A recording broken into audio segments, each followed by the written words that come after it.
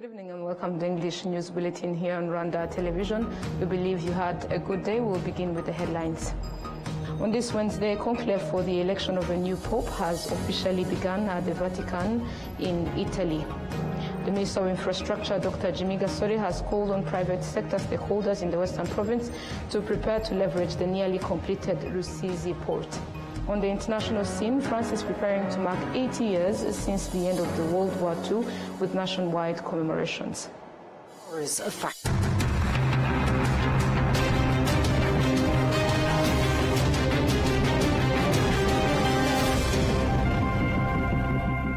My name is Olivnet, and it's always a pleasure to have you with us. Now let's kick off the edition. The President of the Republic, His Excellency Paul Kagame, is in Paris, France, and this Wednesday he held talks with his French counterpart, Emmanuel Macron. The discussions focused on the relationship between the two countries as well as global challenges. The head of state last visited France in October last year when he attended the summit of the International Organization of La Francophonie, and at that time as well he met with Macron and they discussed the issue of insecurity in the eastern part of the Democratic Republic of Congo.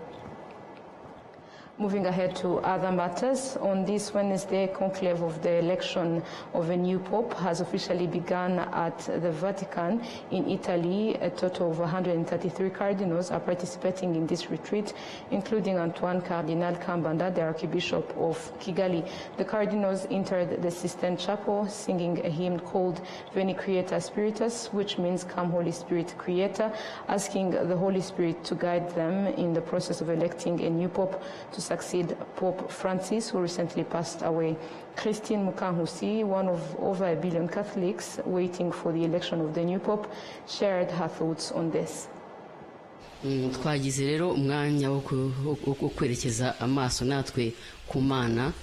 We have also set aside a special time to pray to God, ruler of all seasons, creator of everything, and the one who gives us all things, including our leaders. In particular, we are praying for those participating in the conclave, asking God to guide them as they choose the next pope, the spiritual leader of the Catholic Church worldwide. From the moment we woke up, we have been lifting our prayers, asking that the right shepherd be elected for the flock. Whether he is black or white, what truly matters is that he be a genuine shepherd, led by the Holy Spirit and chosen by God alone. While the cardinals are in the retreat to elect the Pope, it is an important time for Christians to pray and ask God to give the world a worthy Pope. Father Honoré Bahire, speaking from the Vatican, told RBA that the new Pope will continue fulfilling the mission of the Catholic Church just as his predecessor did. He will continue Pope Francis's activities, such as calling for global peace. Another important role of the Pope is to serve as a mediator among people. Today, the Catholic Church is present in every part of the world, Europe, Africa, and beyond, which means that every continent should feel represented. The next elected Pope should be someone whose decisions reflect a global perspective, allowing people from all regions to see themselves in his leadership, and this will depend on the decisions he will be making in the Catholic Church. Still on this, in Rome at St. Peter's Square, thousands upon thousands of Christians are eagerly waiting for a white smoke, the symbol that the new Pope has been elected. Once the Pope is elected, the Cardinal officially announces with the Latin words, Habemus Papum, meaning we have a Pope. So far, leaders of the Catholic Church in many parts of the world have announced that once confirmation is made that a new Pope has been elected, church bells must ring loudly in celebration of this historic event. And still on this, the black smoke signaled the end of the first day of the conclave at 9 p.m., 3 hours after the doors of the Sistine Chapel were closed. This means the conclave will continue tomorrow morning when the cardinal electors will gather once more in the chapel around 10:30 a.m. Rome time to cast their votes again for the election. Now, changing the subject, the Minister of Infrastructure, Dr. Jimmy Gasore, has called on private sector stakeholders in the Western Province to prepare to leverage the nearly completed Rusizi port, now 85% completed, which is expected to enhance trade and cross-border commerce. We have more. The port is under construction in Budik along the shores of Lake Kivu in Rusizi district. During his visit, the Minister of Infrastructure, Dr. Jimmy Gasore, outlined the essential services the facility will provide, including customs, processing, goods storage, and docking infrastructure for both passenger and cargo boats. He noted that following the completion of the Rubavu port, the Rusizi port will bring additional economic advantages to the region. Ahmed Hertz, the representative of the Tunisi SET, a company that is in charge of the activities of construction of this port, highlights more about this port. So the capacity of the ports is able to take two boats, one cargo, one passenger. For the passenger capacity is 150 person by travel. That means in one day you can have 4 travel. That means 600 person by day. For the cargo, we can have for the quantity of the goods of 8,000 cubic meter by day. Okay, so for the workers, now we are in a construction phase. We are working with 200 to 250 casual people, worker, without the staff. So with the staff, it should be 300 people. After the construction, there is the operation ports. He is able to make like 300 people working inside the ports. Okay, so the first favor is the number of person, that's number of opportunity that we give in the construction and after the construction. The minister also visited the construction site of the Rusizi second one-stop border post, a facility that will offer integrated border services shared between Rwanda and the Democratic Republic of Congo. He noted that this facility is also progressing well and is expected to improve service delivery at the border. The one-stop border post includes the borders of Rwanda and the Democratic Republic of Congo. The building is already complete. What remains is relocating border operations to this new facility. This initiative aligns with the government of Rwanda's commitment to prioritizing quality service delivery for its citizens, providing all services in one convenient, clean and well-organized location. Jimmy Gasore stated that the port will be beneficial to the country by enhancing trade between neighboring countries, and he called on the private sector to maximize this opportunity. What we request is that Rwandans, especially those in the private sector, begin preparing to use these ports once they become operational. They will find a range of services available, including Rwanda Revenue Authority, immigration, police, and all other essential border services. My appeal to citizens is to start expanding their businesses by taking advantage of these ports, whether they are Rwandan entrepreneurs or tourists. These ports are being built to facilitate trade, movement, and services. The first phase of construction on the Rusizi port is expected to be completed by the end of this year, with operations set to begin in January 2026. Moving ahead, participants at the 8th General Assembly of the African Congress of Accountants emphasized that political will and professionalism play a critical role in building a strong and resilient financial sector on the continent. Adams Kwizera continues. So hard and tireless. Rwanda continues to be highlighted as a country that demonstrates strong political commitment to sound financial management. However, finance experts believe that even other countries with weaker systems can drive change if the right practices are adopted. It's good to have countries like Rwanda, Nigeria, South Africa, where the public sector is on board. But even if you're in a country where that has not happened, you as an entity, you as the accountant, can be the one that makes that difference for your particular entity, and that can spur on the public sector to also take action.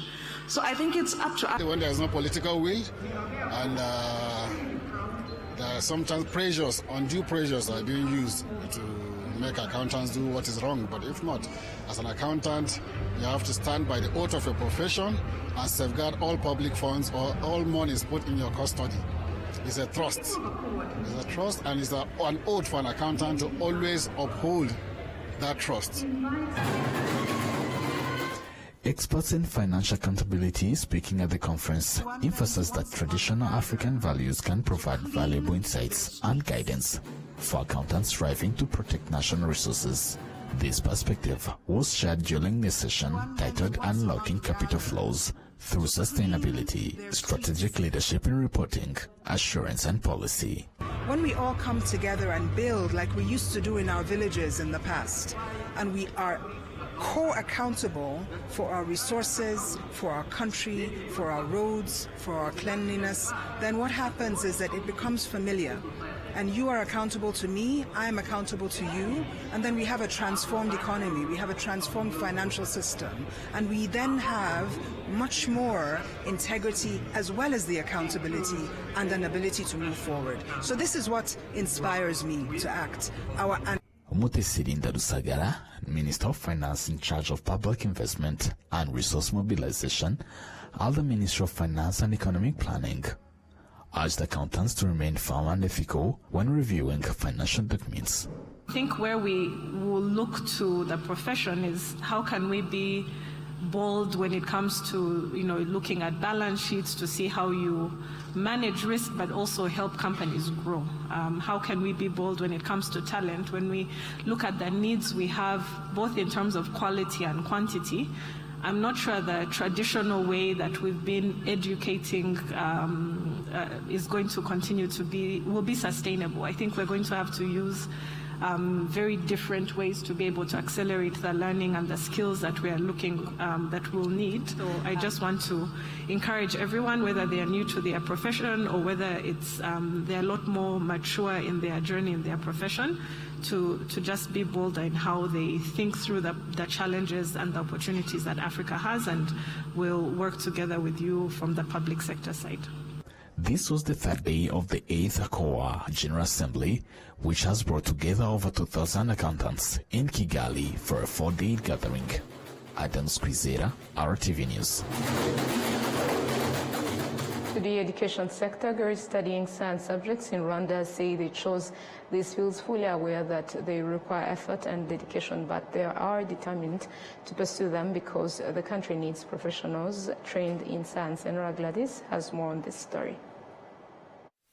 Santa Shema Yunis, a senior 5 student in chemistry, physics and biology stream at Lycée de Kigali, is ranked first in her class, which has 16 boys and 16 girls. She says that studying science requires courage, but the strength of science lies in its potential to produce people who can make a meaningful impact. To keep my good grades, first of all, you must avoid working with the wrong crowd. You must work with people who can be of help to you, who can help you study, encourage you to study, and also keep you level-headed. You don't need to worry too much, but you also need to worry enough so that you can work better. The second thing is you must keep consistency with what you do. You must always study. You don't study today and then leave it for tomorrow. You must continue studying, because if you stop studying at a certain point in time, your grades may drop. But if you continue, you may know where you have difficulties and then improve them. The third thing and the last one is trusting that God will do the things for you. If you study and put it to your heart and mind, He will obviously help you, because no effort goes wasted. Julie Mizero Kwizera, who ranks highest among 1,243 students at Lycée de Kigali, is currently in Senior 2 O level. She says she also wants to pursue science subjects because they will help her achieve her dream of becoming a specialized heart surgeon and treating various diseases. Well, in the future, I thought of becoming a doctor because there are many people who need help in health centers. There are few doctors that treat the hearts, many parts of the body, including brain, heart, and knee surgeries. Those doctors are really few here in Rwanda. Without science, there would be no doctors. The school's headmaster, Brother Jean Furayase, says that in the school's 5 science streams, the number of boys far exceeds that of girls. To address this gap, he explains that the school has implemented initiatives to instill a love for science in all students, starting from lower grades. If a student goes to the laboratory and successfully makes something like soap, they may feel inspired and believe they can do it too. But the first step is to get them through conversations we have with them, and also to help them develop a love for studying sciences. The Minister of Education, Joseph Nsengimana, highlights that various strategies are being employed to encourage more girls to take up science subjects. In primary schools, all students learn the same subjects without distinction. The difference begins when they start choosing their area of study in upper secondary, where we often see girls opting for subjects that do not include sciences. That is where we want to focus our efforts, starting from the lower levels, and aim to encourage students, especially girls, to take an interest in science-related fields so they can believe in their own abilities. This includes programs that bring in women working in sciences to inspire them, which will further motivate them to pursue sciences. The Ministry of Education notes that the low enrollment of girls in science-related streams is sometimes due to their own perception or that of their parents. This is despite the fact that in primary and lower secondary levels, boys and girls generally perform equally well in all subjects. Enra Gladys, RwandaTV News. Now to sports activities. In the heart of Kigali, 15 young dreamers from vulnerable communities are looking to artistic cycling, a new sport in Rwanda, as a transformative tool and a pathway to a brighter future. William Evans has more on this story. The youths in Kigali's underserved neighborhoods, opportunities often just feel out of reach. But a new artistic cycling program is flipping that script by offering not only a creative outlet, but a lifeline to self-belief. Mu gutangira twatangiranye abana twagiye bari vulnerable twagiye dukura. When starting out, we targeted vulnerable children in underserved neighborhoods. Most of them were street children. Later, we realized that this was like any other sport we can develop in Rwanda for these children to participate in and raise Rwanda's flag high. We have already been invited to national competitions. One of us was supposed to participate in the World Championship last year, but failed to make it on the last minute. But we still have hope because there's another competition this coming July. Wineza Keza Sabrin, a 13-year-old primary 5 student, says that this sport restored her entire life and gave her hope after losing her father. This sport exposed me to a life I never thought I would ever know. I never thought I would be happy again after the death of my father. My dream is to be the best in artistic cycling and be known for it world over. For his part, the captain of a team made of 15 youngsters noted that through the sport, he has found purpose for his life and no longer lives on the streets. Before I joined, I lived a careless lifestyle. I was always up and down on the streets, and when I started trying out this game, I got busy and eventually let go of my former street lifestyle. Additionally, this sport helps me calm down in my mind and do things with a lot of focus. I started playing it just like any other games, but over time, it has impacted my life and behavior. I am now a humble person and helpful at home too. Beyond just being a sport, these young players are positive that in a few years to come, using this sport, they'll raise Rwanda's flag high. My dream is competing in this field and making it a dream come true for everyone else on our team to compete and win international awards. We do not have any support from anyone as of now. We mobilize our own resources, equipment and sponsors. We wish that the Ministry of Sports and the Federation can help us so we can put to use our full potential. As of now, Rwanda stands as a pioneer and a sole hub for artistic cycling in Africa. There are no reports of artistic clubs or programs established in other African countries. Rwanda's initiative serves as a foundational model with aspirations to foster a broad artistic cycling community across the continent. William Evans, RwandaTV News. The environmental sector. In March of this year, the Ministry of Environment, through the Rwanda Environment Management Authority, announced that starting May 2025, a new system will be introduced to test vehicle emission. The goal is to combat air pollution and protect public health. Environmental experts state that testing vehicle emission will play a significant role in reducing air pollution. This comes as global data shows that vehicles account for 16% of all air polluting emission worldwide. Across Kigali and other areas, numerous vehicles emit various types and colors of exhaust fumes, an indication that they are releasing toxic substances to harmful that are harmful to both human health and the environment. Although the official launch of this initiative has yet to begin, some private garage owners and institutions have already started offering vehicle emission testing services. However, they report that only a small number of vehicle owners are currently taking advantage of these services. Experts warn that emissions from vehicles significantly endanger human life and also shorten vehicle lifespan. Therefore, participating in emission testing is a crucial benefit for both individuals and the environment. Globally, 16.2% of harmful emissions affecting the air and public health are attributed to vehicles. In Rwanda, vehicle emissions are among the leading causes of air pollution. The country has committed to reducing the total harmful emissions by 38% by the year 2029.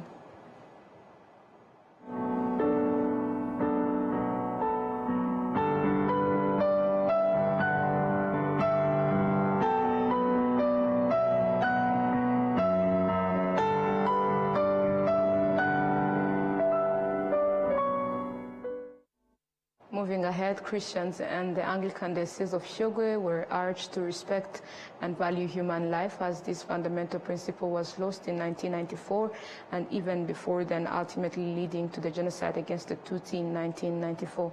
On Wednesday, Christians and residents of Hyogwe sector gathered for a at a memorial site to mark the 31st commemoration of the genocide against the Tutsi. Natives of Hyogwe said that one of the things they have struggled to understand since 1973 is the genocide ideology that existed in the area, even among students. The 31st commemoration was also a moment to denounce those who were entrusted with preaching the word of God, but who instead took part in the genocide. The leadership of the Anglican Diocese of Hyogwe stated that they now emphasize, especially to the youth, the importance of love, respect, and life, and valuing every human being in their preaching. In general, the government continues to encourage religious leaders to align their evangelism with the positive social relationships and behaviors among their followers. Honorable Kalinijabo Barthelemy stated that they should contribute to the nation's rebuilding process following the tragic history of the 1994 genocide against the Tutsi. However, survivors of the genocide against the Tutsi say the Hyogwe they knew in 1994 and before has changed significantly and is now actively working with the government to heal the country and help address the wounds caused by this painful past. Still, as related to the commemoration of the 1994 genocide against the Tutsi, during the 31st commemoration, students, teachers, and staff at the Marie Merci School in Kibeho expressed their commitment to unity guided by the national policy that prioritizes Rwandan unity. The commemoration event was preceded by a memorial walk involving students from the Groupe Scolaire Marie Merci in solidarity with those from the Groupe Scolaire Mère du Verbe, the Groupe Scolaire Saint-Jean. At GS Marie Merci, they remembered the students, teachers, and staff who were killed during the 1994 genocide against the Tutsi. These individuals had remained at the school during the genocide following a protest that took place in January 1994, which disrupted learning activities. On May 2, 1994, Tutsi students were expelled from the GS Marie Merci by their fellow students and the school leadership. They sought refuge at the school commonly referred to the then college, now known as GS Mère du Verbe, where they were massacred on May 7, 1994. Bagambiti Paulin, who was in his 5th year of study at the time, explained that the killings happened in a very short period. He urged current students of the school and their peers elsewhere to reject all forms of divisionism.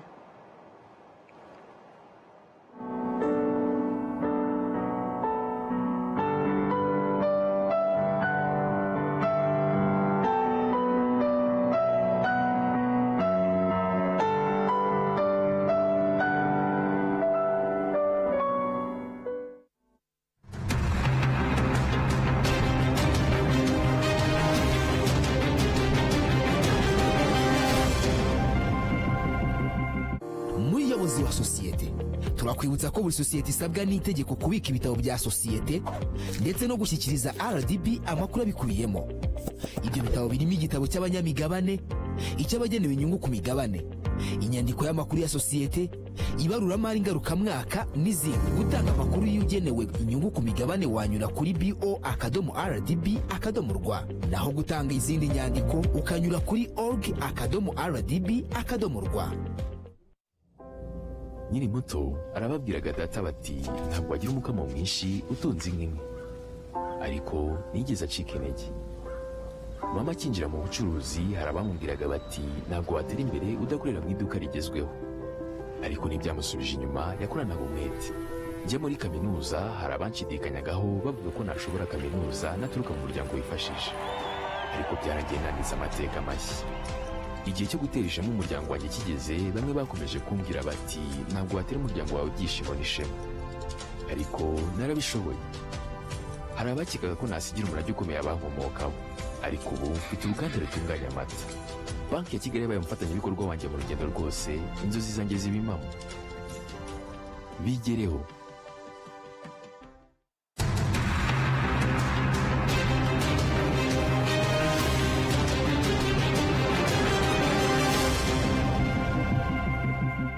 You're still watching RTV News now to matters making headlines around the globe. France is preparing to mark 8 years since the end of World War II with nationwide commemorations. Among the most solemn events is the remembrance of the 1944 massacre in the village of Oradour-sur-Glane, where Nazi forces killed hundreds of civilians. Al Jazeera has the details.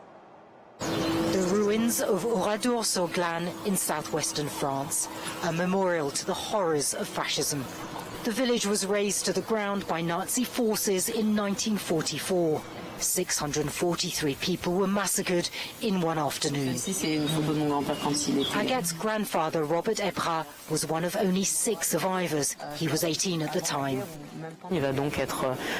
He was brought to the main square where everyone was being rounded up. Then he was taken to a barn. He was shot at alongside more than 50 men. The barn was set on fire, but he managed to escape alive. Everyday items remain, a moment frozen in time. In the church, 350 women and children were burnt alive. Oradour-sur-Glane is known in France as the martyr village. Children in school learn about it, but some say the lessons of history are being forgotten. In the new town of Oradour, Marine Le Pen's far-right party is gaining ground. Its candidate nearly won the local seat in last year's parliamentary election. Nearly half of voters picking a party with roots in racist ideology, a worrying shift for some of the older generation. Whether on the left or the right or religious, all extremes are frightening. We're so used to peace that we've forgotten how small grievances can rapidly grow. The centrist deputy mayor's grandfather lost 6 siblings in the massacre. He says that in Oradour, as elsewhere in France, some voted far-right to protest against the government rather than by conviction. Nevertheless, he says there are dangers. It's good to remember that parties with ideologies can lead to this. People don't always understand that voting for National Rally could mean voting for the sort of nationalist ideology that fueled Germany in the 1930s. Sabrina lives nearby. Her cousin's visiting from Algeria. When we see what's happening in Palestine, the genocide, the killing of women and children, it's like what happened here. Ordinary people getting up in the morning with no idea that they will die that day. 80 years after the end of the Second World War, Oradour's ruins stand as a reminder to remember the past, but also as a warning not to look away from present conflicts.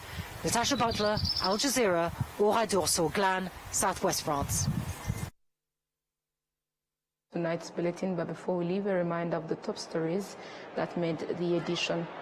On this Wednesday, conclave for the election of a new pope has officially begun at Vatican in Italy.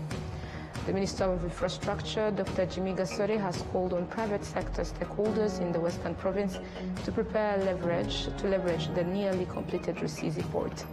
On the international scene, France is preparing to mark 80 years since the end of the World War II with nationwide commemorations.